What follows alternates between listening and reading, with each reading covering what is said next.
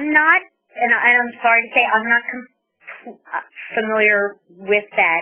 So if he can either clarify that a little bit, that would be great. Could you just talk about how you basically determine reasonable costs and expenses for future years?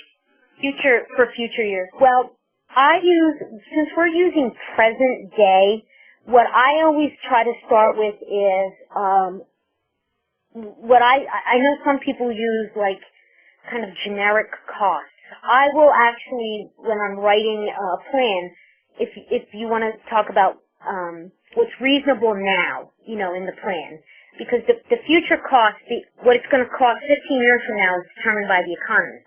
The cost I'm simply using is what it costs now for calculation purposes.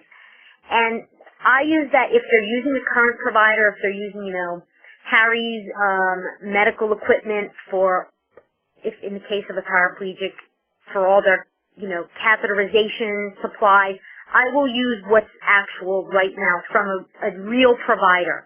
If they don't have a provider, I'll go to somebody in their area. If that's not feasible, then we'll go to, sometimes we use national providers that are very well known and service that area. So as far as what's reasonable now, I try to go with an actual cost. I'm not sure if that answers your question. And as far as what it's going to cost in the future, that's left to an economist to calculate what that inflation is going to be for that glove.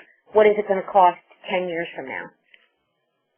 Okay, and then Thomas, if you would like to clarify your question, please do so using the chat feature. Gerald